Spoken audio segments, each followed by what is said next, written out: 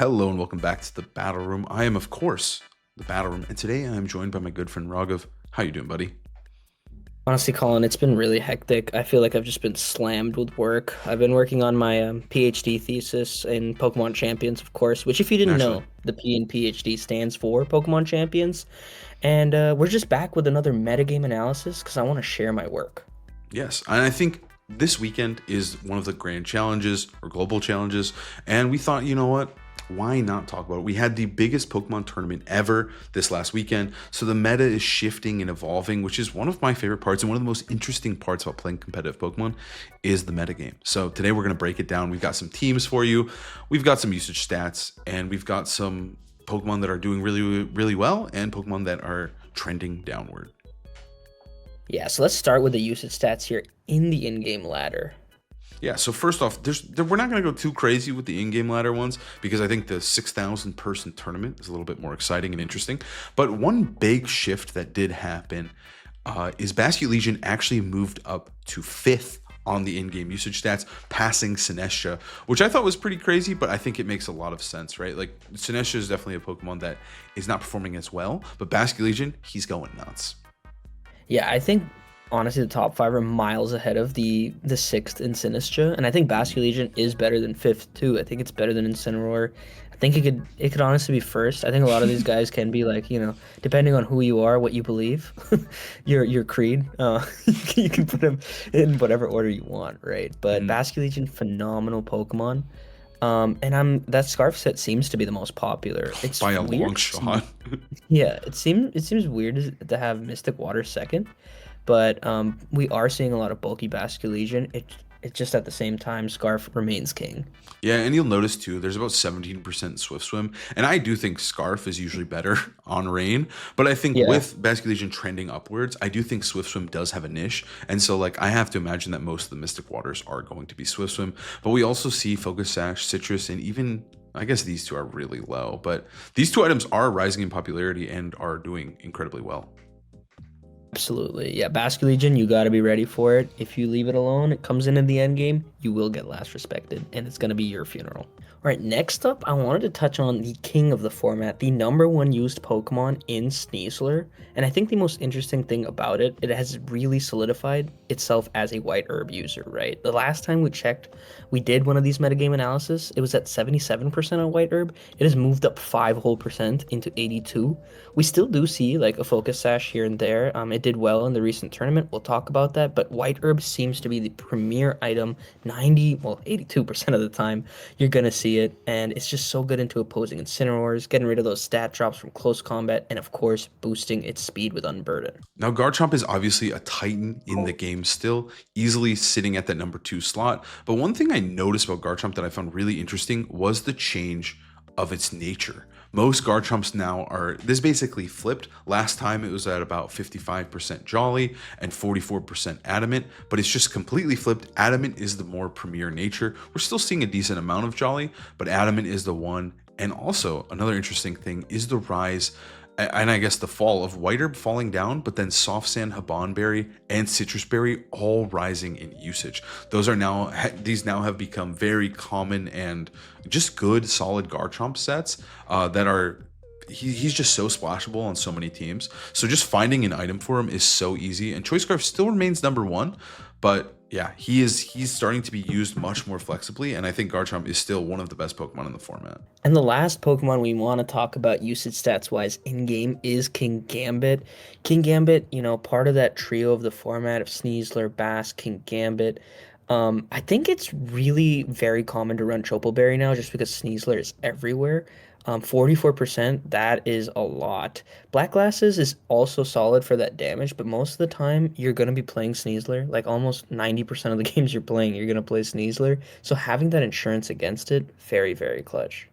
All right, so here we have the usage stats from the Grand Champions Festival. That was a big, huge tournament run by Skraw VGC, who makes YouTube videos as well. I'll link it down below. But this was the usage stats of 6,000 and a little bit over 100 players. So the first thing I noticed is there's 3,090 Sneasler, 50%, a little bit over 50% of the field had Sneasler, which is absolutely insane. There usually is always a Pokemon that is going to be the most used Pokemon. We see it in format after format, but Sneasler is clearly the queen of the format.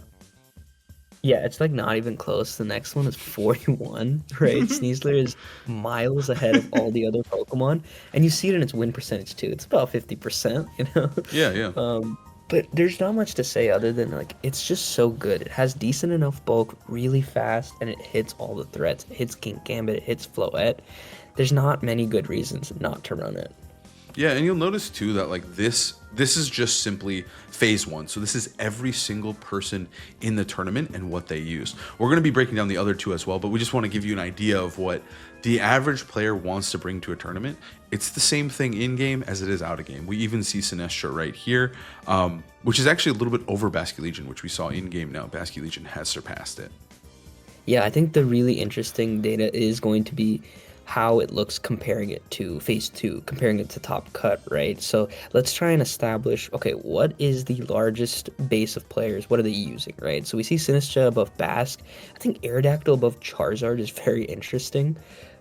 It's not surprising that some of these regular Pokemon are higher than Megas, because that's how it works. You can usually only have one or two, or if your name's Julio, probably three Megas on a team. But some of these are just surprising, like Aerodactyl over Charizard, Farigiraf, Milotic, Rotom all over Floette. Like these are very interesting. Again, this is of 6,000 people's data. Mm-hmm. Yeah, and another thing to notice is like the potential win percentages, right? This last line is going to be win percentage. And we see here that there's a couple of Pokemon that stand out, specifically Floette at 54%. Like obviously if you look, like Sneasler, right? That's a perfect 50%. That's a fair balance Pokemon. And you'll notice most Pokemon are usually not going to trend that far from 50%. But the fact that Floette is 54, it's got to be one of the highest in the game, especially with this many games played of Floette in the tournament. I think Floette was obviously a very, very big winner here. Yeah, and I mean, part of it might be that Floette's so hard to get, but the people who did bring it did really well because it's so broken. Mm-hmm. But yeah, I feel like we do see some of the symptoms of like, oh, this is a huge tournament, like Whimsicott's usage, right? It's a good Pokemon, but it's not like that good right now, at least. And its win percentage was just okay at 47, but it's higher than a lot of very good Pokemon in this metagame. So super interesting. I'm curious to see what phase 2 looks like, if things are different at all. So in phase 2, this was a cut of roughly 400 players, probably a little bit more. And so once again, we do see Sneasler. Sneasler actually goes up in usage. It's at 51.86. So it was at 50 and it went up a whole percent into phase 2, but it did lose a little bit more in phase 2.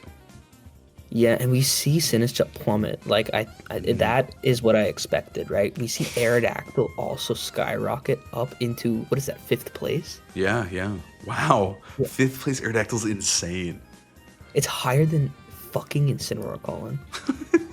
I mean, the thing about Aerodactyl is I do think he is so potent in this meta because it's almost impossible to find two Pokemon that outspeed him, right? Usually if you're going to find two Pokemon that outspeed him, you're going to need some sort of priority move to break the sash and then the Pokemon that outspeeds him, but that is also usually pretty telegraphed as well. But he is just so consistent at setting up Tailwind, and that's all he needs to do, right? Setting up Tailwind and then spamming a few Rock Slides, it gives you a Charizard matchup. He's just so easy to splash on a team right now, and it's showing right here. Yeah, I mean, I only have nice things to say about Aerodactyl when I'm using him, of course. And if you look at the top, like, 7 Pokemon, like, 6 of them are my team, right? So, it's literally just the first one. Oh, wait, no, never mind. We're missing Floette as well. Right. But yeah, no, this is making more sense. I think Incineroar dropping is kind of the story of the format right now, which we'll get into later. But it makes a lot of sense because White Herb Sneasler is everywhere, King Gambit is everywhere, late game Basculegion. Incineroar is just feeling less and less bringable. I mean, the team that got 2nd place has 2 like competitive and defiant users, right? So Incineroar just, I mean, you can look at his win rate. It's about 51, not bad, but he used to be the king, and how far have we fallen? Yeah, I mean, again, he's not even in top 5, and I kind of expect him to keep going down a little bit more. I do think he's still very strong in the right hands, on the right teams, but I think you have to be very deliberate about using Incineroar, and it's not just put him on every team anymore. Yeah. And just taking a glance at these usage stats, I feel like nothing's too surprising. To be honest, it does feel like Sinistra is not on a lot of these teams that are at the top, but it still has that usage. I think something that'd be more interesting to look at are those win rates, and look at Sinistra's win rate. Yeah, Sinistra is 43. That's brutal in day 2. It really didn't perform. It is, again, I still think it has value because it is one of the only like follow me Rage Powder Pokemon in the game, and Hospitality is still good. And like if you look here, it is the grass types are pretty rough. So it does have still a bit going for it, and we see a decently high usage, but yeah, it's just not performing at the top tables right now. Yeah, I mean some of these other like just looking at this win rate tab, sorry. Some of the really big winners are like Frostlass, very interesting. Obviously Floette, we touched on that, but I'm really liking this Frostlass and Aegislash win rates. I feel like those are some things to keep in mind. These strong ghost types are doing very well right now, probably just having a lot of pressure into Basculegion, into Sneasler. But you just always got to be afraid of that King Gambit, right? Yeah, you do have to respect him. He is a problem. And also Basculegion too, right? Like he can be very obnoxious. And I kind of feel like these 4 are the best 4 in the game, right? Like it's just very obvious that Sneasler, Garchomp, King Gambit are all just and Basculegion are just the best Pokemon. They can fit on any core, any team. Same with Aerodactyl for the most part. Like I do think like it makes a lot of sense with where we're currently at. And then obviously looking at these megas specifically, we see Charizard, Floette, Frostlass actually number 3. Obviously I think that's correct, dude. I think that's correct. There are a few Mega Aerodactyls probably in here. But yeah, I mean, Frostlass number 3 Mega. That's kind of crazy. That's kind of crazy to say.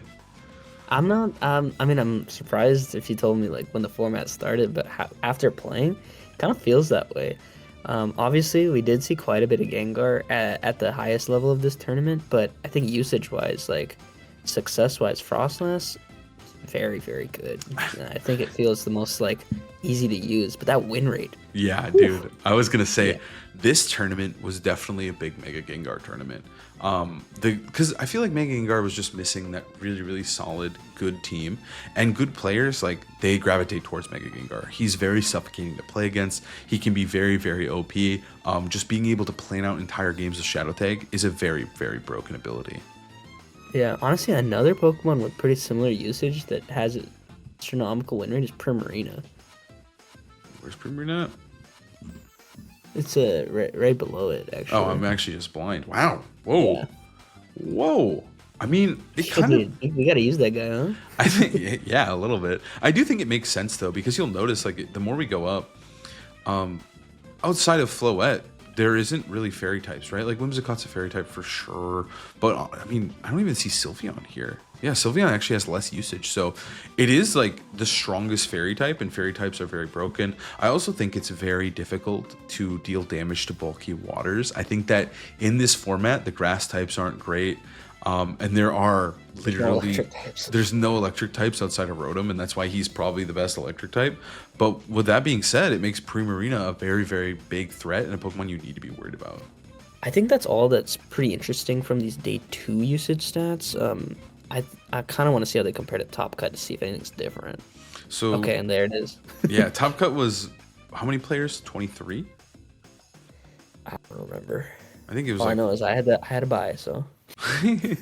Top Cut was 20 players actually. Okay. Yeah. So 20 players, and so over half of them had King Gambit. King Gambit is number 1 here, and then half of them exactly, I could have just done the math. Yeah, half of them exactly had Sneasler and Garchomp. Yeah, it's very interesting to see King Gambit take over Sneasler. Not that surprising. I obviously didn't have a Sneasler, so I guess I made that difference, right? Yeah. But King Gambit just being so good into Basculegion, because Basculegion just tears through your team, right? I think that's the main thing. And we see Incineroar actually having, staying its ground. Aerodactyl, a lot more Floette. Where is Charizard? There's only 3 Charizards in Top Cut. Okay, we've got 4 Gengar, 4 Frostlass, and 4 Aegislash. These Top Cut usage stats are very interesting. Yeah, I think like we'll start with the megas here. I think by the way, like win percentage and top cut is definitely going to be skewed towards like which Pokemon actually won the tournament. So I don't think it's necessarily as valuable. But specifically with these megas here, like it's very clear that Charizard, Floette, Frostlass, like you mentioned earlier, are probably like the big four. But Charizard kind of having this lackluster tournament, even though he did end up winning. So it's like it feels weird because there's so little of them with only three. He's clearly not a very popular one that did well, but he still also did extremely. Also, Floette was also miscategorized, so there's actually set Yeah. 8 Floettes. So Floette actually would be right here. More than Incineroar. Okay, and Yeah. Aerodactyl. Yeah. Yeah, that's very important to notice, and I think that's a key takeaway is that Floette, very good, probably the strongest Mega by far, Mhm. and its win conversion is very very high. Yeah, and it's. I mean, it won the whole tournament. Um, but I think Gengar too, like showing up here with 4 is pretty wild. And like you mentioned with Frostlass too, like both of those I wouldn't have necessarily expected to have as high usage as they do. Yeah, honestly, a very interesting and diverse top cut, and I Yeah. think it goes well into maybe analyzing what are the combinations of these Pokemon that we're gonna see, like what are the top teams in the format that we should probably be on the lookout for. So first up, of course, we have the team that I used to win the whole tournament, a very standard, solid, and easy to use Charizard Y team. We have Aerodactyl, Wide Guard, Garchomp, Charizard, Floette, Scarf Legion, Chople Berry King Gambit, and we did do a full team report on this team, so please go check that out if you want the full details, explanation of the EV spreads, and a little bit of advice on how to use it. But this is definitely a team to look out for because you're going to play against it for sure. But also give it a go if you want a strong Charizard Y team and something that's, again, very simple and proven, tested to be good. I think it is just like the way we made it too is like these are just 6 of the best Pokemon in the game, and that's really all it's trying to be. And so you just give yourself the best tools to succeed. Yeah, we weren't trying to be crazy innovative, just give ourselves like small advantages in the builder and play our best Pokemon. Yeah, and I think this team will let you play your best Pokemon. So this is obviously, again, we have a whole breakdown of it. So if you want to learn matchups, leads, all what every single spread and item choice does, we have that for you. It'll be linked down below. So the next team we have for you is the second place team made by Mega Umbreon VGC. We'll link their Twitter down below. But this is the team they got second place with. It was actually based off of the UB Slow team. UB Slow is an amazing Japanese team builder. And so he kind of they based it off of it, right? And they found great success. They ended up getting second place. And so I think Mega Frostlass is in a very interesting spot. We talked about Mega Frostlass a lot, and we wanted to give you the best Mega Frostlass team in the game right now. And this was it. Again, second place. Yeah, and I think this team might even be easier to use than the one that I used to win the tournament. Like, this team is really setting up Veil and just attacking, right? I think I clicked translate on one of Ubislo's tweets, and that's what they said. And I tried it, and it's like, whoa, all these Pokemon are hella fat, and you have Tailwind, you have Aurora Veil to kind of give yourself that advantage, and you just hit them. And it works so well. You have Pokemon like Frostlass, Basculegion, and Dragonite that none of them really love Incineroar, but it's rounded out so well with that Milotic, King Gambit, and of course White Herb Sneasler. I would definitely honestly recommend giving this one a try. I also think this Dragonite set, we'll talk about it a little bit more too. It's so saucy. I think it's so strong right now. Just as stupid amounts of damage, especially if it's unintimidated, and it's pretty hard to kill. And the next team we have for you is the top 4 team made by Santino. Also known as the guy who won one of the Players' Cups. He's a very, very consistent and strong player. He also won the Invitational against all the world champions. So he's very established, he's very strong, and once again, he popped off with kind of a crazy team. And he's been kind of a Gengar believer the entire time. So we mentioned again how good Gengar's been, and I think this is the perfect Gengar team to try out. It's kind of got everything. It's got a little bit of Perish Trap, it's got a little bit of Encore Disable shenanigans with Shadow Tag, and it also just has a really, really strong out of Perish mode. Yeah, I think Santino is a very creative team builder, has consistently shown up with really cool teams and done well with them. And I think this team does a good job of managing like the disruption with that Encore Disable, the Perish Song, and also just keeping up the gas, right? You got that Dragon Fang, Dragonite, you've got your own Gengar and King Gambit, a Sash Sneasler. So this is not bulky Sneasler like we've been seeing like on that last team. It's just about full damage and ensuring that Sneasler gets off 2 attacks, right? So this team's very scary. Encore Disable with Shadow Tag is actually stupid, right? And Gengar is usually it's not the bulkiest Pokemon, so having the ability to just turn off their damage with Disable or Encore them into a status move is very, very potent. And one of the cool things about this team and having just so much consistent strong damage on it is that sometimes you can just use Perish Song as a sort of a win con. Like if you get an early KO, you can now do like a mid game or late game Perish when there's just 2 Pokemon left, and it just becomes very easy to stall them out and just switch effectively to just win the game automatically. So I think there's a lot of tools that can really let you shine. And these were just 3 teams like that. They are the best teams in the entire tournament. But I think they also get our point across and give you a really good place to start if you're looking for a team right now. So after looking through all the data and analyzing the meta in our own way, we've come to the conclusion that we have 4 losers right now. The meta is just trending a little bit against these Pokemon, and they're just not doing as well as they were, let's say, at the beginning of Pokemon Champions. Yeah, first up we have Mega Delphox, something I found very interesting, a Pokemon that seemed to have a lot of potential with that Levitate ability, paired next to Garchomp, such a phenomenal speed and special attack, can kill Gengar, and Sneasler, but it's just not being seen at the highest level very much. Like looking at those usage stats, or even those top cut teams, Delphox wasn't really seen anywhere, Colin.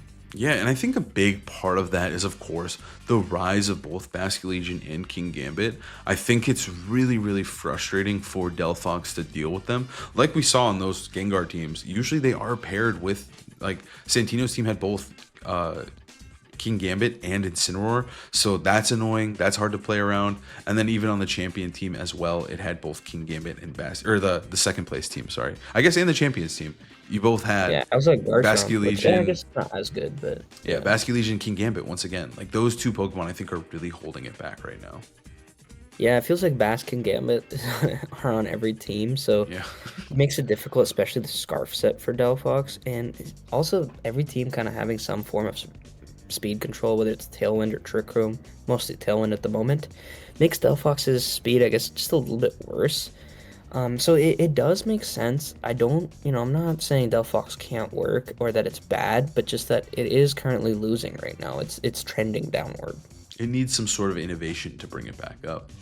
And a Pokemon that needs innovation but can't really get it is, of course, Incineroar. He is trending really, really downward. We saw its win percentage in day 1 was like a really rough 47%, which I think, like, obviously 55 is very good when you're winning, but losing, being down 3% feels very bad. Yeah, I think Incineroar has somehow become a Pokemon that fits a certain niche on teams where it's like it did well in Top Cut because it was on those Gengar teams, right? Like Incineroar is a very good Gengar partner for sure. Makes sense with Shadow Tag, having the ability for Fake Out and Parting Shot to preserve that, setup. But other than that, there's just so much hostility towards it. We have Defiant, we have Competitive, we have White Herb. And then offensively, it's just doing okay. So I think Incineroar is in a really awkward spot. And the main reason why we have it as a loser, again, it's not because it's bad, but because this guy used to be the GOAT. You used to be able to put him on any team and not sweat. Now, even if you have him on your team, sometimes it feels like absolute shit to bring it. And now I think one of the biggest losers is probably Sinestro, just because I think it was rated so highly and it was performing so well day 1 of the game's release. It was popping off for the first week. It felt untouchable, but now it's looking like Michael Jordan on the Magic, dude. This is looking rough. Magic, I think you mean the fucking Wizards, bro. Sinestro is looking like Michael Jordan on the Wizards, dude. Yeah, he used to be phenomenal. Honestly, before we really got him real meta, Sinistcha, I had it on every theoretical team, right? Because Rage Powder, its utility is just too good. And it's weird because this format doesn't have a lot of grass types. But again, it's just there's so many threats for it. King Gambit, Basculegion, Charizard, most of the megas are very strong into it. Like I think it has a really tough time living Floette hits too. So I think Sinister's just having a tough time keeping up with the damage and the typing of the format. But it could have a resurgence. I think it has its utility. It just it's looking worse than Mousehold a lot of the time. Yeah, it really is. Because what was its highest placement again? It was like in the 6,000 person tournament. I think it was like 20th 26. or something. Yeah, it Yeah. was. It wasn't looking very strong. It didn't make it in the cut. It didn't do super well there. So we'll have to see. I think Sinistra is trending downwards, but obviously it still has like these Pokemon are not bad by any means. It's just that they're looking rough. But I think obviously the Yeah. right team pairing it with stuff like Archaludon could be very very potent for it. Yeah, just to emphasize that point, it's like we're not gonna put obviously dog shit Pokemon on this because everybody knows, right? Like we're putting Pokemon that we thought were gonna be good or were trending good that are just not performing well. And then finally, we have Tyranitar, just kind of in general. Like Mega Tyranitar is probably the more popular Tyranitar, I would argue, right now. I'm not seeing a ton of regular Tyranitar, but that's also We just kind should, of, honestly. it's kind of a Um, hit. Like, it just kind of proves our point that he's trending downward.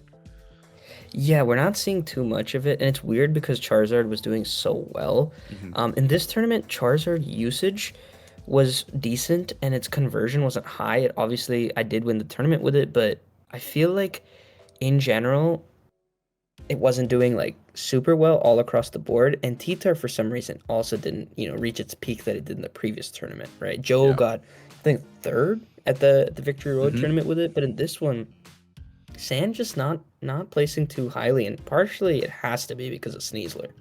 Yeah, I think Sneasler is a big deal. Just having that kind of built-in Tyranitar check, and again, like Chopa Berry is great, but it feels kind of meh to run. And if you're running Mega Tyranitar to help further with Yeah. Charizard, you're just getting one shot by close combat. So I think there's a lot of reasons. I think Sneasler's a big one. Yeah, and I think also King Gambit being so big, Yeah. just having to face King Gambit's enemies in the same way, like fighting coverage is like super, super coveted right now. So Titor, I think it needs a little bit of help, a little bit of innovation, right partners, and maybe he'll be back, but right now he's kind of in the dumps. Now that we're done talking about those losers, let's talk about the winners of the format and specifically of this tournament and the way the meta is trending. So the first one is Mega Gengar. He performed so well in that tournament, and I think specifically both MDB's version of the team and Santino's are going to push Mega Gengar further. We're seeing a lot of innovation and a lot of just really positive teams in his direction right now.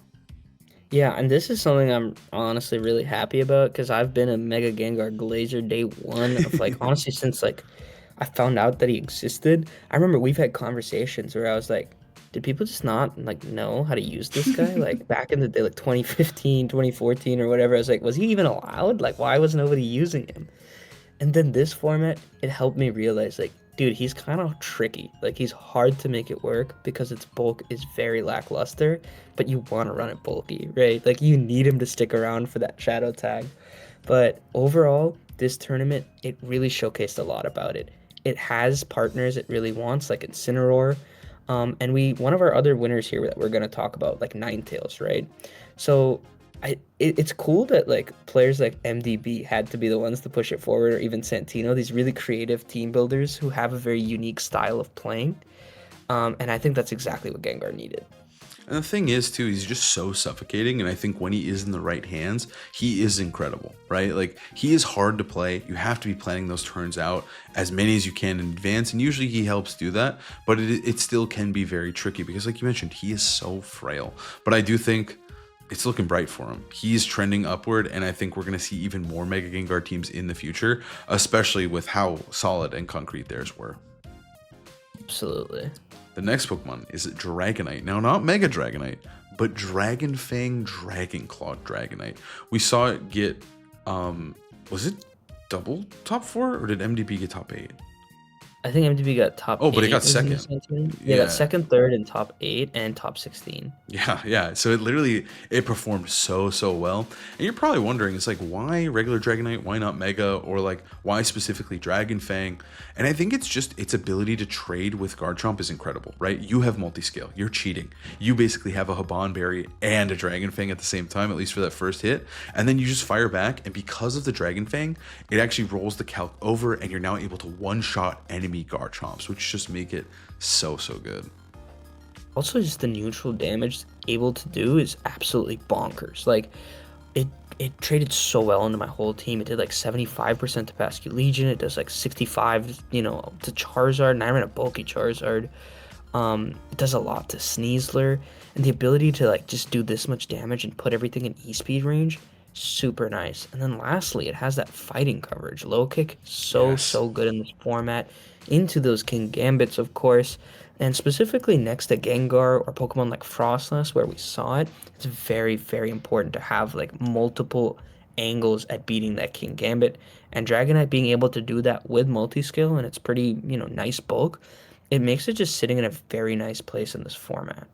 Yeah, it also gets a little bit nice utility boost, right? Like Tailwind is listed there. Obviously, normally, they do run Protect over Tailwind, or some of them do run Tailwind, and I think it is kind of cool, just this slow, kind of almost guaranteed Tailwind because of that multi scale. It makes it really consistent, and like we mentioned, he puts on so much pressure with Dragon Claw, so he can set Tailwind and sweep your whole team. Yeah, I like both sets. I think it's very team dependent, but I think if there's one Pokemon on this list that you should try and is probably the most splashable, it's this Dragonite. Yeah, and next up is Mega Scovillain.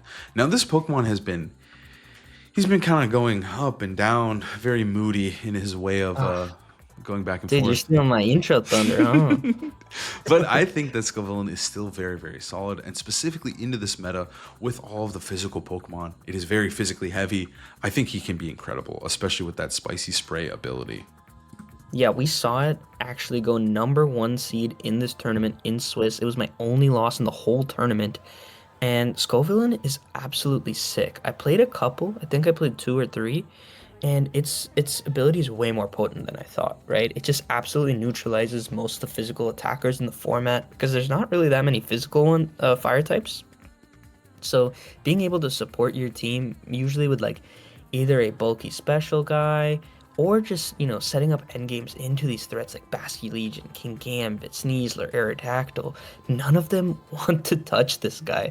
So having that ability with Rage Powder is so stupid.